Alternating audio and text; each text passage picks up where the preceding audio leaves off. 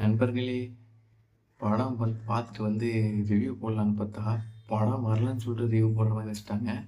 என்னாச்சுன்னு பார்த்தீங்கன்னா, இன்னைக்கு 14த் மே அ கருப்பு படம் ரிலீஸ் ஆக வேண்டிய நாள். ஏன் அப்படி சொல்றேன்னு பார்த்தீங்கன்னா, 9 AM ஷோ எஃப்டிஎஃப்எஸ் புக் பண்ணியிருந்தேன். சங்கம் தியேட்டர்ல கீழ்பாக்கல. ஆனா காலையில ஒரு 8:20க்கு ஒரு மெசேஜ் வருது. இது மாரி கேன்சல் ஆயிடுச்சு. உங்களுக்கு ரீஃபண்ட் பண்ணிடுறோம்னு சொல்லிட்டு சொன்னாங்க. நைட்டே நான் ஒரு வீடியோ போடல. இது மாரி ப்ரொடக்ஷன் சைட்லேருந்து சில ப்ராப்ளம் இருக்கு. 9 AM ஷோ வராதுன்னு.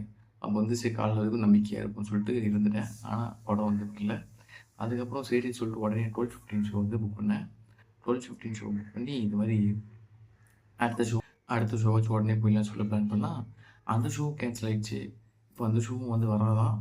ஏன்னு பார்த்தீங்கன்னா, அதுக்கு ப்ராப்பரான ரீசன்லாம் யாரும் சொல்லல. டிஸ்ட்ரிபியூட்டர் சைட்லேருந்து சொன்னதான்னு சொல்லிட்டு கமலா ஓனர் சொல்லியிருக்காங்க. அப்புறம் பிராட்வே சினிமா சொல்லியிருக்காங்க. அது மாதிரி நிறைய சினிமா சைட்லேருந்து தான் சொல்லியிருக்காங்க. ப்ராப்பராக ப்ரொடக்ஷன் சைட்லையோ, டேரக்டர் சைட்லையோ, இல்லை சூர்யானா சைட்லையோ சொல்லல.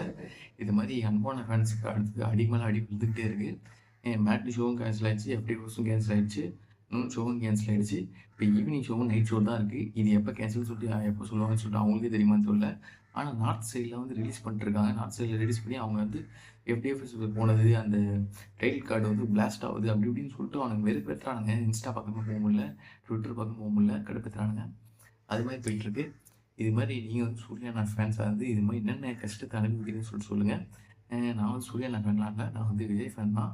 ஆனால் இப்படி ஒரு கஷ்டம் அடுத்தடுத்த படம் வந்துகிட்டே இருக்குது. ஒரே ஒரு படம் ஓடிடியில் விட்டுட்டாருன்னு சொல்லிட்டு அன்னிலேருந்து ஒரு பிரச்சனை மேலே பிரச்சனையாக வந்துகிட்டே இருக்குது. ஒவ்வொரு ரிலீஸ் அப்பயும் மோஸ்ட்டாக நிறைய பிரச்சனை வருது. ரொம்ப மனுஷன் கஷ்டப்பட்டுருக்காப்புல. இன்றைக்கி ஒர்க்கிங் டே. எல்லோரும் எஃப்டிஎஃப் பண்ணிவிட்டு எஃப்டிஎஃப்எஸ் போகிறதுக்காக வீட்டில் வெயிட் பண்ணிட்டுருக்காங்க. ஆனால் எஃப்டிஎஃப்எஸ் கேன்சல் ஆகிடுச்சு. சரி உடனே நிறைய பேர் வேலைக்கு போயிட்டாங்களா இல்லைன்னு தெரியல. ஆனால் நிறைய பேர் மோஸ்ட்டாக 12:50 ஷோ புக் பண்ணாங்க. இப்போ அந்த ஷோவும் கேன்சல்னு சொல்கிறாங்க. இப்போ லீவ் போட்ட எல்லோரும் மன கருத்தில் இருப்பீங்க. இப்போ திருப்பி உங்களால் ஆஃபீஸ் போக முடியுமான்னு தெரியல. இப்போ டைம் 11:30க்கு மேலே ஆயிடுச்சு. நீங்கள் ஆஃபீஸும் போக முடியாது, ஒரு லீவும் பேமெண்ட்டும் போச்சு, ஃபேன் ஷோவும் போச்சு, பார்க்க முடியாது. ஈவினிங் ஷோ பார்க்குறதுக்கு நீங்கள் ஆஃபீஸே போயிட்டு வந்துருக்கலாமே. ஆஃபீஸுக்கு போயிட்டு ஈவினிங் ஷோ பொறுமையாக பார்த்துருக்கலாமே. இது உங்களுக்கு கஷ்டம் கொடுத்துட்ருக்காங்க. இதுக்கு எப்படி ப்ராப்பராக ரிப்ளை பண்ணுவான்னு சொல்லிட்டு தெரியல. ஏற்கனவே நிறைய அலிகேஷன் போயிட்டுருக்கு. இது மாதிரி படம் வருது நிறைய பேருக்கு தெரியல. ஏன்னு பார்த்தீங்கன்னா ப்ரொமோஷன் ப்ராப்பராக பண்ணல. எல்லாம் நேரில் போய் தான் ப்ரொமோஷன் பண்ணிருக்காங்க. அது மாதிரி போஸ்டரோ இல்லை ட்ரெய்லர் கட்டே நல்லா இல்லைன்னு சொல்லிட்டு நிறைய பேர் சொல்லிட்டுருக்காங்க. இது மாதிரி போயிட்டு இருக்கும்போது இந்த பிரச்சனை வேறு போயிட்டுருக்கு. அதனால் இதை பற்றி நீங்கள் என்ன நினைக்கிறீங்க? அண்ணா இதில் வீட்டுக்கு வெளியே வருவாரா? ஆர்ஜே பாலாஜிக்கும் ஃபஸ்ட்டு பெரிய படம், அதுக்கும் செம்ம அடி வாங்கிட்டார். சாய் அம்மன் இருக்கிறதுக்கும் நிறைய பேர் எதிர்பார்த்தாங்க. இது நல்லா மியூசிக் பண்ணியிருக்காரு, இந்த படத்தை பார்த்தே ஆகும்னு சொல்லிட்டு சவுண்ட் எஃபெக்டாகவே இந்த படம் பார்க்கணும்னு சொல்லிட்டு நிறைய பேர் முடிவு எடுத்தாங்க.